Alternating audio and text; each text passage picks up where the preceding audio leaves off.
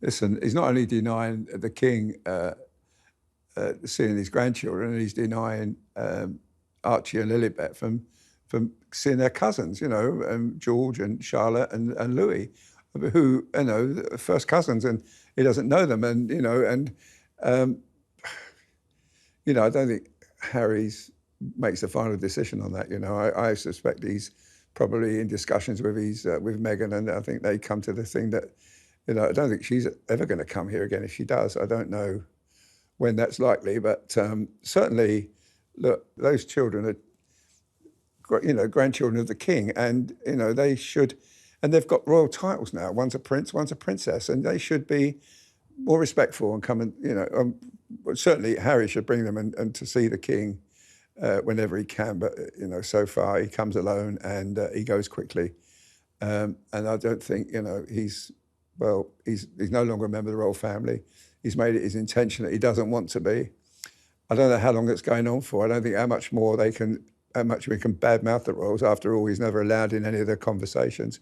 And he had the decency when he made an interview with the ABC in Whistler that he wasn't going to reveal what was wrong with his father. And I thought, well, it's the first time he's been discreet about that. And maybe he's changed his tune. Maybe his father warned him, you tell about this, that'll be the last time I'll speak to you. Maybe that was that. I don't know. But that conversation didn't last long. Half an hour, 20 minutes, half an hour. And then the prince was off, the king was off to Sandringham.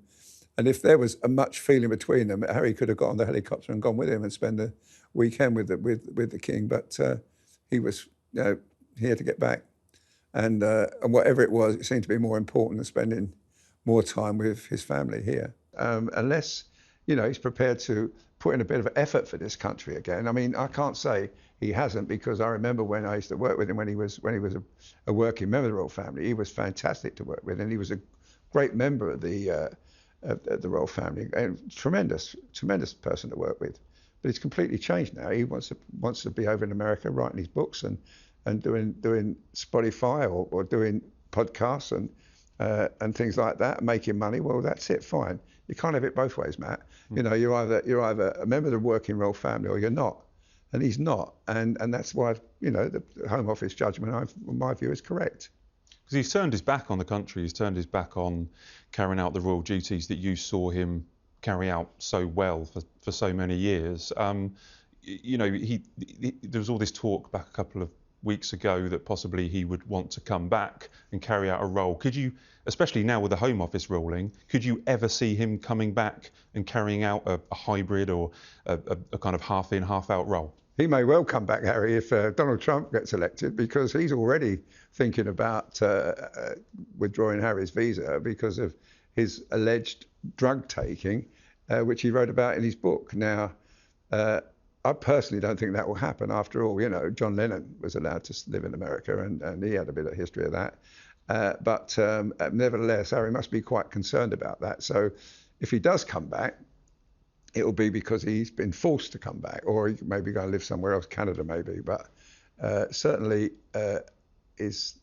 listen, I think he must stop this coming here for court cases, because it's just not the way royal family members act. They're not supposed to suck it up, but I do believe them. They should, act with a bit more dignity than what he's becoming, because he's just, we're still in the Home Office, and it just seems crazy. It's just crazy. I think I'm glad that judgment came down and that he's totally lost.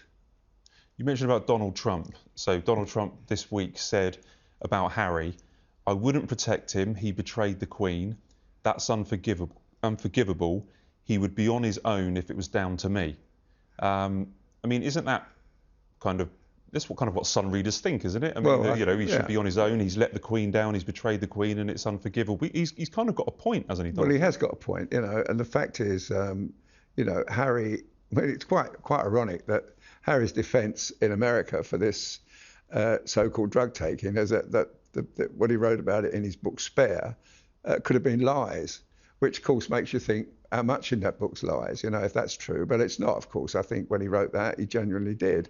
And Harry had a very sort of strange schooling. He didn't do any work. He left school with an A level in art, and nothing else. I mean, he was just a hopeless student, probably Eton's worst student, but he still was, had the royal family backing him, and he got to Sandhurst, and he got into the Blues and Royals, and he got to fly helicopters. So and of course Harry, did serve the country well, I must say. When did 2 terms service in Afghanistan, and I tell you what, I really liked him. I love working with him, Matt. He was such a super guy to work with. He was so enthusiastic, so brilliant with children. I can't tell you, and he's a great loss to the country.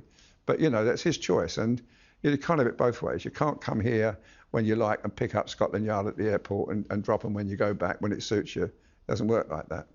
You're right. If Donald Trump does follow, become president and follow through with what he's saying, we could see Harry having to live somewhere else or having to come back to the UK more. It'd probably be to Canada, I mean, probably Canada. And although Canada, will they give him a visa? I mean, obviously, if he's thrown out of the United States for drug taking, well then, I mean, who's going to take him? He'll have to come back. But I'm sure that I always believe there's chance. Everybody's can have a second chance, and I think if he came back and was quite contrite, I think the King would put him back in on royal service, and I think, quite honestly, we miss him. I mean, the royal family is pretty thin at the moment, and what with our King having treatment for cancer, and Catherine, she's resting after a serious operation. I think, we could do with Harry now, but that's his choice. But it's a fact of life that you can't have your cake and eat it, and Harry wants to do that, and unfortunately it's not going to happen, Harry. Just sticking on Trump, I don't know if you remember, about 4 or 5 years ago, The Sun did a story where some hoaxers had pretended to be Greta Thunberg, and they'd got through to Harry, and Harry actually was quite insulting about Donald Trump. Yeah. Do you remember this? He said Donald Trump's got blood on his hands, and he laughed about the fact that a man like Donald Trump had become US president. Is it normal for members? Although it was a candid kind of off the record remark that was recorded by these hoaxers, it's not normal for members of the royal family to have this kind of public spat with a world leader like Donald Trump. No, Donald Trump said about Harry that he was horsewhipped, or he was whipped. He was led around by the nose by Meghan, and he'll walk out on that marriage eventually. Now, I mean, that's pretty insulting too. So I think it's tit for tat, but that never works. In my view, that never works. And if Donald Trump becomes the president, and it looks very much like it could happen, but Harry is going to be worrying if he's going to be kicked out. Listen, I'm already there's a case going on at the moment in America where Harry's having to defend it, and that's what I'm saying. He's going to find it not very comfortable in the next couple of years, in my view, and it's sad, really, as I say, because truly he is a decent, nice man, and I can't tell you how much he's changed, but he's still, in my view, he's got that wonderful smile, and when he was with children, he became a child. He was just a fantastic person to work with.